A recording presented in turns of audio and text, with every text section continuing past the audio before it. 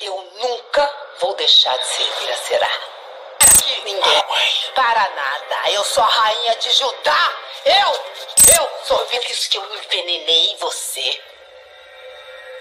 Chega! Cheio de vontade. Chega! Eu não vou ficar aqui escutando isso. Vai! E olá pra você que chegou aqui de paraquedas, eu sou a Lilian e trago todos os resumos da sua novela, sua série bíblica favorita. Fala, gente bonita, tudo bem com vocês? Hoje estamos com o capítulo 7 de Reis da Esperança, fervendo. Então, sem demora, já deixa seu like, se inscreva no canal caso ainda não seja inscrito e cola o olho na tela que eu te conto tudo o que rolou. Vem, bora pro resumo! E até a Maaca, sua mãe, removeu para que não fosse rainha, porquanto tinha feito um horrível ídolo a Aserá. 1 Reis 15:13. E o capítulo começa fervendo, Maaca possuída, atacando Asa, e como ele já está perdendo as forças, Micael aparece e grita, solta ele, fazendo Maaca voar para longe de Asa e caindo desmaiada. Micael se aproxima de Asa e diz que é hora de sua luz por fim nessas trevas. Maaca começa a acordar e Asa, atordoado, não vê mais Micael, mas se atenta para sua mãe que ainda encontra-se ao chão. Ele vai ajudá-la e ela olha para ele, chama por ele como se nada tivesse acontecido, como se tivesse acordado de um sono profundo. Ele pergunta a ela o que aconteceu e ainda tonta, ela diz que não sabe. Mas ele não perde tempo e já pergunta sobre as estátuas para a mãe. E ela continua a dizer que não sabe de nada. Ele, nervoso, continua a questionar. Mas ela é enfática, diz que está falando a verdade, não sabe o que aconteceu. Ele então a pressiona mais. Por que a senhora tentou me enforcar? Maaca continua confusa, não sabe do que ele está falando. E ele mostra as marcas em seu pescoço. Ela diz não se lembrar de nada e que ele tem que acreditar nela. Quando ele pergunta mais uma vez sobre as estátuas, Maaca tenta ser doce e amável com ele, mas ele se afasta dela quando ele aperta ainda mais ela, a acusando de que ela nunca tirou aquelas imagens de lá. Encurralando-a, Maaca dessa vez retira sua máscara e fala com firmeza que nunca deixará de servir a Será. Ninguém a impedirá, muito menos ele, o rei. Ela grita que a Será vive nela e nem a morte irá tirar a deusa de dentro dela. Asa diz que ela está ficando louca e ela grita mais ainda dizendo que o louco ali é ele, que não deixa a Será reinar em Jerusalém. Enquanto discutem, Asa chega à conclusão que Maaca todo o tempo esteve no controle. Ela confirma isso, diz que todo o tempo ela reinou ali, que ela é sua mentora, conselheira e mãe. Quando ele diz que não, que uma mãe não faz aquilo, ela diz que faz sim, o que for preciso, e revela a ele que foi por isso que o envenenou, pois era a única forma de fazê-lo se sujeitar a ela, mas isso não foi o suficiente, e lamenta o servo, Jacó, ter estragado tudo, revelando assim que ela foi a mandante do assassinato de Asa. Asa fica chocado e não acredita que a mãe foi capaz disso, enquanto a própria o chama de miserável e fraco. E em meio a tantos xingamentos e falas soberbas, ela revela que sabia sobre Azuba ser neta de Tafate e que deveria ter deixado Jeoconias acabar com ela. Asa não aguenta e grita com Maaca, diz que ela já passou de todos os limites, e Maaca diz que não vai parar, e ele vai ouvi-la. Mas ele não aceita, não vai escutar mais nada e chama pelos guardas e manda que atirem dali. Os guardas ficam meio apreensivos, mas ele grita, agora! Quando Maaca vê que não tem mais volta e que dessa vez Asa não a ouvirá mais de jeito nenhum, ela pede perdão a Asa, implora e diz que o ama e que reconsidere, nesse interim recolocando sua máscara, claro. Mas Asa é firme em sua decisão. Moza e Isá entram e ficam desacreditados quando veem as estatuetas de Aserá. Asa, totalmente triste, acabado e decepcionado com a traição da própria mãe. Ele não diz nada, além de que levem as estátuas para o Vale de Cedron.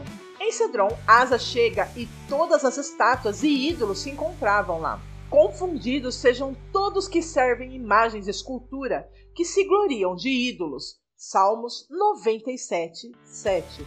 Nesse momento, Asa e seus soldados começam a quebrar e arrebentar tudo, todas as imagens que ali estavam viraram apenas paus e pedras, o que sempre foram. Sem poder, sem ação, sem essência e sem absolutamente nada. Balnatan ainda faz uma última tentativa de não destruírem tudo, porém ele tropeça e cai em um dos cacos que ali está, e ali sua vida se vai, e ninguém lamenta sua morte. Assim como descrito em 2 Crônicas 15:16, Asa coloca fogo para que tudo vire pó no Vale de Cedron. Na cena seguinte, pela manhã, na casa de Baasa, eles comem seu desejum.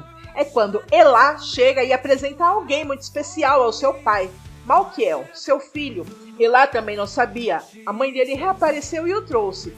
Baasa, ao ouvir isso, fica surpreso, mas a expressão e surpresa do rei causa medo na criança. Baasa se aproxima do menino, olha firme para ele e diz a Elá que pelo menos alguma coisa boa ele fez, trazendo assim alívio tanto para Elá quanto para Malquiel. Baasa tenta ser simpático com o garoto e pergunta se ele quer comer, e o menino vai com o avô para a mesa. Na sala do trono, o rei Asa encontra-se completamente abatido. Seus administradores estão com ele e estão confusos, querem saber, pois o burburinho já corre pela cidade. Estão dizendo que o rei é mau e ingrato por ter prendido a rainha. Eles querem entender se isso realmente procede, pois ele não tomaria medidas assim contra a própria mãe. Asa diz que é verdade, ela continua sendo a mãe dele, mas não é mais a rainha, pois ela não aceitou a servir ao único Deus, o Deus de Israel. Ela perdeu então seu posto de rainha, e que isso sirva de exemplo para todos. Que satisfação essa cena, gente, em que tudo é retirado dela, joias, coroas e até mesmo o seu posto. Enfim, Maaca é deposta. Asa ainda diz que enquanto Judá estiver sob seu domínio, ninguém desafiará a Deus. Ele sempre estará acima de tudo. E que fique claro para todos, ela continua sendo sua mãe, mas nunca mais a rainha de Judá. Na cena seguinte, Azuba vai até a sacada onde o rei está. Tenta consolá-lo, pergunta o que ele fará agora. Agora ele transformará essa situação horrível em motivo de grande glória para Deus. Azuba diz que o admira muito. Ele se comporta em seus braços e dá um beijo em sua testa. Dias depois, muitos trabalham arduamente para que o altar do Senhor seja restaurado e o templo reaberto. Os profetas estão ali, conversam e imaginam como será quando começarem a levar os sacrifícios ali. E Asa restaurou o altar do Senhor, que estava diante do pórtico do Senhor, segundo Crônicas 15:8. Na cena seguinte, Azuba está em seus novos aposentos e Sara chega e a parabeniza pelo presente, afinal, um lugar digno de uma rainha. A serva então começa a falar sobre as grandes rainhas que viveram ali e seus grandes feitos, como eram fortes, e pela cara de Azuba, ela fica constrangida com tudo que Sara fala e ela ainda diz que agora ela será a nova rainha. Só que isso deixa Azuba insegura. Acredito eu, ela não está gostando da conversa com Sara. A garota se intromete e pergunta se o rei já marcou a data do casamento. Azuba diz que não. E quando Sara diz que é uma pena, Azuba tenta disfarçar. Diz que ele anda muito ocupado e no momento a prioridade deles é levar o povo de volta para Deus.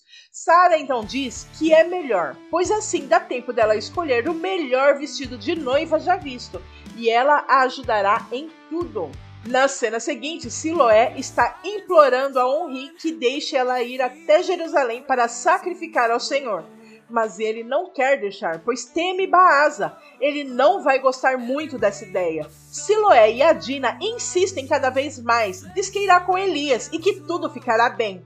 Onri ainda resiste em ceder ao pedido, mas diante de tanta insistência, ele acaba concordando. Siloé o agradece, diz que está realizando um sonho dela e tem certeza que Deus irá se agradar muito. Na cena seguinte, Asa está registrando alguma coisa e num momento de distração, ele para e olha para a caneta que ele usava e lembra de sua mãe. Ela quem entregou a ele, era de seu avô.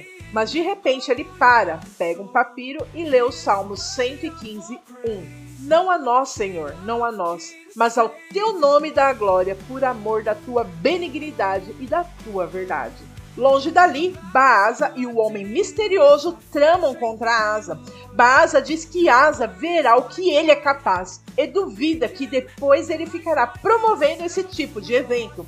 Acredito que ele está falando da reabertura do templo e do altar do Senhor para sacrifícios. Quando o homem diz que já irá para lá, Baasa o manda ir com Zinri. Na cena seguinte, Onri está se arrumando e Ula aparece para ele. Diz que ele fez certo, mas Onri não dá muita bola para ela e ela até brinca com ele, perguntando se ele achou que ela não apareceria mais. Para quem não sabe, Ula faz parte da consciência de Onri. Ela sempre aparece em momentos em que ele está assim desesperado, indeciso em algumas situações e até aconselha ele. O último conselho dela foi dele tirar a própria vida. Ele quase fez. Elias que o salvou. Consciência pesada essa. Ela diz que depois de tudo que já perderam, ele ganhou uma nova chance de ser alguém na vida. Já é capitão de Israel, quem sabe não se torna rei. Ri da ideia maluca dela, mas todos nós sabemos que não é maluca e tudo corre para isso. Logo, Elias chega e Siloé e Adina estão prontas para irem a Jerusalém. Ri pede que ele cuide dela e Elias dá sua palavra que cuidará bem. E seguem então sua viagem. Na cena seguinte, Azuba está escolhendo os trajes para a celebração do rei. Mas ao escolher, tanto Sara quanto Moza desaprovam. Ela escolhe outro e também desaprovam. Azuba então pergunta o que eles indicam e os dois seguem para ajudar. Os dois seguem para o mesmo traje juntos e riem entre si. Escolhendo, dizem ser perfeito para o rei. Azuba concorda e então começam a escolher os acessórios enquanto Azuba só observa. E gente, eu volto a falar aqui. Azuba, ela é muito insegura e isso é nítido nas cenas. E Sara, ainda mais para ajudar na insegurança dela, fica falando o que não deve, nas horas que não deve. No episódio 4, eu cheguei a comentar que tive uma leve impressão que eles não se casariam. Até porque a Bíblia não especifica o casamento do rei com Azuba. E alguns comentaram que eles se casam sim. E sim, eles podem até se casar na série. Ou não. Porque, como eu disse, a Bíblia não especifica. Ela não detalha, diz apenas que ela era mãe de Josafá, que também era filho de Asa. Por essa lógica, eles teriam se casado sim. Eu não disse que na Bíblia eles não se casam. Eu disse que não especifica. E por isso tive a leve impressão que eles não se casariam. E se na vida real ela foi concubina? Teoria, tá, gente? A Bíblia não narra isso. São só vozes na minha cabeça. Minha teoria, ela está insegura, não se casa com ele. Mas eles vão ter o momento deles ali, se é que vocês me entendem. Aí vem Josafá. É só teoria. Não me linchem, por favor. Por favor, não me linchem. É só teoria minha. Voltando para o nosso resumo, em Ramá, rumo a Jerusalém, vem Elias, Siloé e Adina. Eles estão conversando. Siloé fala que queria ter a confiança que o rei Davi teve. E Elias fala como o rei foi admirável e como se apegou a Deus. Chegando à fronteira, Siloé pergunta o que os soldados de Baasa estão fazendo. E Elias diz para ficar tranquila, pois são só perguntas de rotina. E Zinri chega com autoridade e gritando que ninguém mais passa por ali. Ele desce do cavalo e chega empurrando o povo que seguia para Jerusalém. E discretamente Siloé abraça Adina e tentam ficar sem chamar atenção. Elias chama por ele, diz que são pessoas de bem e só querem seguir viagem. Zinri apenas diz que ele pode esquecer, pois ninguém mais passa por ali, que são ordens do rei Baasa. Quando Elias diz que eles não podem fazer isso, Zinri diz que podem sim, ou eles serão tratados como inimigos. Quando Siloé se vira para impedir Elias de falar mais alguma coisa, Zinri a vê e se aproxima, ficando surpresa por vê-la ali. E ainda diz que se soubesse que ela estava indo sozinha, a teria acompanhado. Elias enfrenta Zinri e diz que ela não está sozinha. Zinri, se sentindo desafiado, diz que se lembra dele, continua arrogante e ousado como sempre. O empurra e ao encontrar resistência da parte de Elias, mais soldados chegam ali. Será que Siloé e Elias vão conseguir passar a fronteira e chegar em Jerusalém? Saberemos no próximo episódio.